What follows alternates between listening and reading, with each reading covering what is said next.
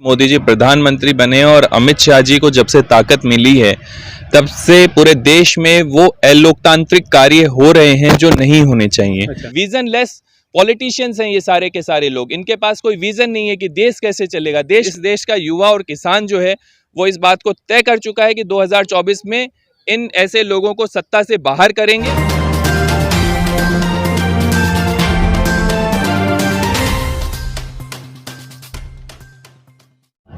नमस्कार लो जी, हम फिर से आ गए मुद्दा बड़ा उठर। महाराष्ट्र की राजनीति को लेकर कुछ दिन पहले एक खबर भी आई थी कि महाराष्ट्र के जो मुख्यमंत्री है उद्धव ठाकरे जी सीएम आवास से अपने झोला पैक करके निकल गए।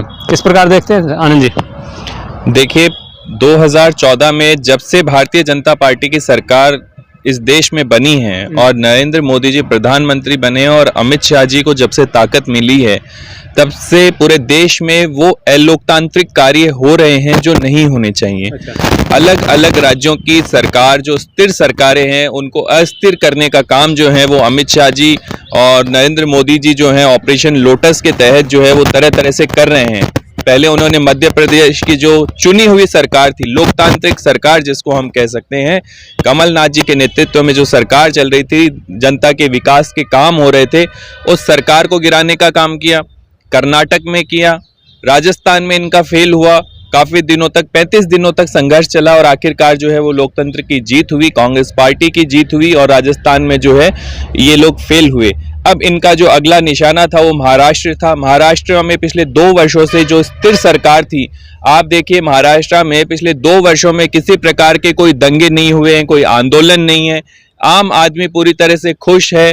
हर एक वर्ग जो है, चाहे वो महिला हो, किसान हो, हमेशा महाराष्ट्र में किसानों की आत्महत्या का एक बहुत बड़ा मुद्दा रहता था। तो को मार दिया गया था।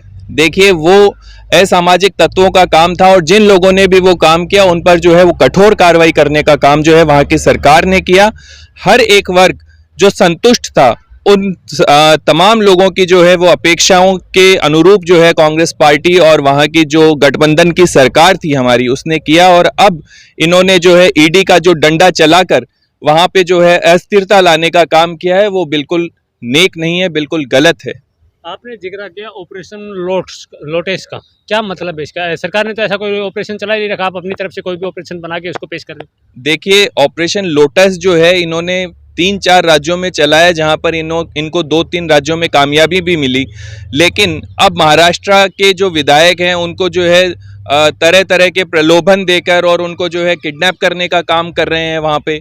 और एकनाथ शिंदे जी जो बहुत बिल्कुल बहुत वरिष्ठ नेता हैं, महाराष्ट्र विधानसभा के मिनिस्टर रहे हैं, कई बार कई दफा के एमएलए हैं, उनके नेतृत्व में जो है उन पूरी सरकार को अस्थिर करने का काम पीछे से भारतीय जनता पार्टी के लोग जो हैं वो कर रहे हैं वहां पर। जिस राज्य में विधायक तक सुरक्षित नहीं है, उनका अपहरण हो जाता है, उस राज्य की सरकार का कहां तक काम जारी रहेगा? देखिए, विधायकों को जो है वो गलत तरीके से कहीं ले जाया जा रहा है। उनको कहा जा रहा है कि आपको कहीं जाना है और उनको एक अज्ञात स्थान पे ले जाया जाता है। पहले सूरत के किसी होटल में ले जाया जाता है, फिर वहां से एयरलिफ्ट करके उनको गुवाहाटी ले जाया जा रहा है और अब जब विधायक आना चाहते हैं तो उनको जबरन रोका जा रहा है। तो इस तरह की घटनाएं जो है वो भारतीय जनता पार्टी के हाथ के नीचे ही हो रही हैं। भारतीय जनता पार्टी के सहयोग के बिना, मैं तो खुलकर कह रहा हूं, भारतीय जनता पार्टी के सहयोग के बिना इस प्रकार की घटनाओं को अंजाम देना एकनाथ शिंदे जी के लिए संभव नहीं है। कहा जा रहा है कि कांग्रेस में विधायकों का, जो कांग्रेस के विधायक है उनका, जो कांग्रेस के नेता उनका सम्मान नहीं होता, इसलिए छोड़ जाते। इसमें भाजपा क्या करे? देखिए, कांग्रेस के तो कोई भी विधायक छोड़कर नहीं गए, मुझे जहां तक जानकारी है। दिक्कत है शिवसेना की। शिवसेना का आपसी गुस्सा जो है विधायकों में फूटा है और उनका आपसी मामला है, घर का मामला है। और मैं उम्मीद करता हूं कि उद्धव ठाकरे जी जो है वो उस पूरे मामले को, घर की बात जो है वो घर में ही निपटा लेंगे। शायद ये बात सड़कों तक होता तो उद्धव जी को सीएम आवास से झोले पैक करने की क्या जरूरत? शायद ये बात सड़कों तक नहीं जाती। आपको शायद शिवसेना का इतिहास जानकर बड़ा आश्चर्य होगा कि बाला साहब ठाकरे जो थे वो कभी भी मुख्यमंत्री नहीं बने, लेकिन उनका जो कद था, जो ओहदा था, वो मुख्यमंत्री से कहीं ज्यादा ऊपर था। अब जब तीनों दलों ने, एनसीपी ने, कांग्रेस ने और शिवसेना ने मिलकर उद्धव ठाकरे जी को मुख्यमंत्री बनाया है, तो बहुत कुछ सोच समझकर सारे विधायकों ने, सारे विधायक दल के नेताओं ने ये निर्णय लिया कि उद्धव जी सीएम रहेंगे। और उद्धव ठाकरे जी ने पिछले 2-2.5 वर्षों में बहुत अच्छा काम किया है। अब एकनाथ साधुओं की हत्या करवा दी, हनुमान चालीसा पढ़ने नहीं दे रहे, क्या अच्छा क्या? एकनाथ शिंदे जी जो हैं वो भारतीय जनता पार्टी के सहयोग से सरकार को अस्थिर करने का काम कर रहे हैं, जो बिल्कुल भी सही नहीं है। उनको समझना चाहिए जनता ने उनको चुना है, जनता ने विकास के लिए चुना है, न कि सरकार को अस्थिर करने के लिए। आपने जनता की देखी कि जनता ही कह रही है जो पालघर में साधुओं की हत्या का जिम्मेदार उद्धव ठाकरे को बताती है, कहा जाता है कि हनुमान चालीसा नहीं पढ़ने दी गई, इसलिए ये अस्थिरता आई है। देखिए, पालघर की जो घटना हुई या हनुमान चालीसा की जो भी घटनाएं हैं, इसका सरकार अपने स्तर पर जो भी उचित कार्रवाई हो सकती है वो उचित कार्रवाई करने का काम जो है वहाँ की सरकार ने किया है और आगे भी करती रहेगी। आप मुझे एक बात बताइए, आपने बहुत जोर से कहा कि उद्धव ठाकरे जी पालघर की घटनाओं के लिए जिम्मेदार हैं, तो क्या योगी आदित्यनाथ जी गंगा में तैरती हुई लाशों के लिए जिम्मेदार नहीं हैं? क्या नरेंद्र मोदी जी इस देश के युवाओं को जो बेरोजगारी बढ़ रही है उसके लिए जिम्मेदार नहीं है? क्या आप उनसे ये सवाल क्यों नहीं पूछते हैं कि योगी आदित्यनाथ जी को इस्तीफा नहीं देना चाहिए कि जब हाथरस जैसी घटनाएं उत्तर प्रदेश में हो रही तो उसके लिए जिम्मेदार कौन है? उसके लिए भी वहां की सरकार को जिम्मेदार ठहराना चाहिए। और कही जा रही है कि कंगना रनौत की भविष्यवाणी पूरी हो गई। जब उनके घर का छज्जा टूटा था तो उन्होंने कहा था कि आज मेरा घर टूटा, कल तुम्हारी सत्ता हिलेगी, और आज हिल गई। देखिए, ये तो अभी सत्ता हिली नहीं है, अभी सत्ता काबिज है। सत्ता डामन डोल करने का जो काम है वो भारतीय जनता पार्टी के लोग कर रहे हैं। पीछे से, पर्दे के पीछे से देवेंद्र फडणवीस जो है वो दिल्ली आ रहे हैं, मंत्रियों से मुलाकात कर रहे हैं, संगठन के लोगों से मिल रहे हैं, तो कहीं ना कहीं वो अपनी चाल चल रहे हैं। लेकिन मुझे पूरा उम्मीद है, पार्टी के संगठन के लोगों से भी नहीं मिले। मुझे पूरी उम्मीद है कि वो एकनाथ शिंदे जी को भगवान सद्बुद्धि देंगे और वो वापस शिवसेना में लौटेंगे और सरकार, जो स्थिर सरकार उद्धव ठाकरे जी के नेतृत्व में जो चल रही है, उसको गति देने का काम करेंगे। संजय राउत का भी कोई बयान आया, उसको देखिए, संजय राउत जी शिवसेना के बहुत वरिष्ठ नेता हैं और वो निश्चित रूप से, मैं तो यही कहूंगा कि उन्होंने जो भी कहा है बहुत सोच समझ कर कहा होगा। आप कह रहे हैं कि सरकार में स्थिरता है, अगर स्थिरता होती तो उद्धव ठाकरे को सीएम आवास खाली करने की नौबत क्यों आई? उनको भी पता है कि आपकी सरकार में कुछ भी नहीं है। आप देखिए, मुख्यमंत्री आवास खाली करना या नहीं करना ये उनका व्यक्तिगत फैसला है। अभी टिल डेट आज वो मुख्यमंत्री हैं वहाँ के और सारे फैसले लेने का उनको अधिकार है। लोकतंत्र है, लोकतंत्र में तमाम चुनी हुई सरकारों को ये अधिकार है कि वो अपने फैसले जो हैं वो जनता के हितों के अनुसार ले, जनता पर थोपने का काम ना करे। एकनाथ शिंदे जी के द्वारा जो है भारतीय जनता पार्टी के जो लोग हैं वो सरकार को अस्थिर करने का जो काम कर रहे हैं, आने वाले चुनाव में जनता इनको माफ नहीं करेगी। कहा जा रहा है कि आपके, चाहे शिवसेना के लगा लो चाहे कांग्रेस के लगा लो, विधायक आपके काबू में नहीं है और आप आरोप लगा देते हैं भाजपा पे। नहीं, एनसीपी के और कांग्रेस का तो एक भी विधायक जो है वो सरकार के अगेंस्ट में नहीं गया है अभी तक। वो तो पूरी तरह से सरकार को समर्थन दे रहे हैं। जो समस्या हुई है, एकनाथ शिंदे जी पर ईडी का डंडा चलाया जा रहा है अंदर ही अंदर, और ईडी के द्वारा देखिए जहां जहां भी भारतीय जनता पार्टी के अलावा जिन राज्यों में भी और जिन अन्य दलों की सरकारें हैं वहां पर भारतीय जनता पार्टी के लोग, भारतीय जनता पार्टी का केंद्रीय नेतृत्व, वहां के जो मजबूत नेता हैं उनको टारगेटेड कर और उनको ईडी और सीबीआई का डर दिखाकर अपनी तरफ लेने का काम जो है वो पिछले 8 वर्षों से लगातार कर रहे हैं।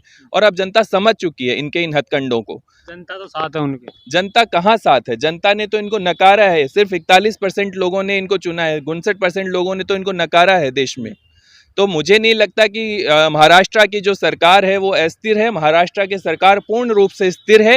भारतीय जनता पार्टी अपने मंसूबों पर कभी खरी नहीं उतर पाएगी, क्योंकि जनता ने तीनों संगठन को मिलकर सरकार बनाने का मौका दिया है। और मैं आप लोगों के माध्यम से कहना चाहता हूं कि उद्धव ठाकरे जी के नेतृत्व में महाराष्ट्र एक नई ऊंचाइयों की ओर बढ़ रहा है। मिश्रा जी, लास्ट में आपसे यही जानना चाहूंगा, जो लोग कह रहे हैं कि उद्धव तो गया। देखिए, उद्धव तो कहीं नहीं जाएंगे, उद्धव तो वहीं रहेंगे, लेकिन भारतीय जनता पार्टी जरूर 2024 के लोकसभा चुनाव में इस देश से चली जाएगी। क्योंकि इस देश का नौजवान, इस देश का किसान अब ये तय कर चुका है कि ये जो उल्टी सीधी योजनाएं ये लाते हैं, कभी किसान बिल ले आते हैं, कभी अग्निवीर योजना, तो अब देश का नौजवान और किसान ने ये तय कर लिया कि 2024 में इनको सत्ता से बाहर करने का काम करेंगे। ऐसा कुछ नहीं है, वो कह रहे हैं कि ठाकरे गया, हम आएंगे फिर से, बीजेपी महाराष्ट्र में फिर से कमल खुलेगा। देखिए कितनी मुश्किलों से इनकी सरकार बनी थी और इन्होंने जनहित के काम नहीं किए, तभी जनता ने इनको नकारा और वहां पर जो है अन्य दलों की सरकार जो है बनने का मौका मिला। तो भारतीय जनता पार्टी के लोग तो सिर्फ जातिवाद की बात करेंगे, धर्म की बात करेंगे, विकास की बात ये लोग कभी नहीं करेंगे। आप अभी जस्ट एक उदाहरण देखिए कि राजेंद्र नगर दिल्ली का उपचुनाव था, पूरे भारतीय जनता पार्टी के कैंपेन में कहीं भी महंगाई की बात नहीं है, कोई बेरोजगारी की बात नहीं है, युवाओं की बात नहीं है, महिलाओं की बात नहीं है, सिर्फ एक ही नारा चल रहा था, जो राम को लाए हैं हम उनको लाएंगे। नारों से क्या होगा? नारों से देश चलेगा क्या? आपके पास विजन होना चाहिए। विजन लेस पॉलिटिशियंस हैं ये सारे के सारे लोग, इनके पास कोई विजन नहीं है कि देश कैसे चलेगा। देश को चलाने के लिए राम के नाम से देश नहीं चलेगा। आपके पास नॉलेज होना चाहिए, आपको इकोनॉमी की समझ होनी चाहिए। आपको राम के नाम पे जनता नहीं चाहती है। आज जनता त्राही त्राही कर रही है। आप देखिए पूरे देश में जिस तरीके से महंगाई बढ़ रही है, महंगाई चरम सीमा पर है, आम आदमी की पहुंच से हर एक वस्तु दूर जा चुकी है। तो अब ये ज्यादा दिन तक चलने वाला है नहीं। मुझे नहीं लगता कि 2024 में ये लोग वापसी करेंगे और इस देश का युवा और किसान जो है वो इस बात को तय कर चुका है कि 2024 में इन ऐसे लोगों को सत्ता से बाहर करेंगे और कांग्रेस पार्टी को सत्ता में लाने का काम करेंगे। अगर इतनी ही महंगाई है तो विपक्ष कहाँ है? क्योंकि अगर राहुल गांधी पे ईडी की जांच होती तो विपक्ष सड़कों पे आ जाते, लेकिन महंगाई पे सड़कों पे नहीं आता। देखिए महंगाई के मुद्दे पर हो या किसान बिल हो, हमेशा जो है विपक्ष की लड़ाई किसी ने अगर इस देश में लड़ी है तो हमारे नेता आदरणीय राहुल गांधी जी के नेतृत्व में पूरी कांग्रेस पार्टी एकजुट होकर सड़क से लेकर संसद तक हमने लड़ाई लड़ने का काम किया। केवल ट्विटर पे सड़क से लेकर संसद तक आप देखिए, प्रधानमंत्री जी संसद में आते नहीं हैं और बोलते हैं कि विपक्ष जो है हमें काम नहीं करने देता। विपक्ष अगर इतना मजबूत है तो आप एक तरफ तो विपक्ष को कमजोर बताते हैं, एक तरफ आप विपक्ष को कमजोर मजबूत बता रहे हैं। तो पहले आप ये डिसाइड कर लीजिए कि क्या इस देश में विपक्ष कमजोर है या मजबूत है। इस देश का जो विपक्ष है राहुल गांधी जी के नेतृत्व में पूरी तरह से एकजुट है और 2024 में इन लोगों को सत्ता से बाहर करने का काम इस देश का युवा, किसान और महिला वर्ग, सारे तमाम वर्ग जो हैं इनसे पूरी तरह से त्रस्त हो चुके हैं। इन लोगों को सत्ता से बाहर करने का काम करेंगे।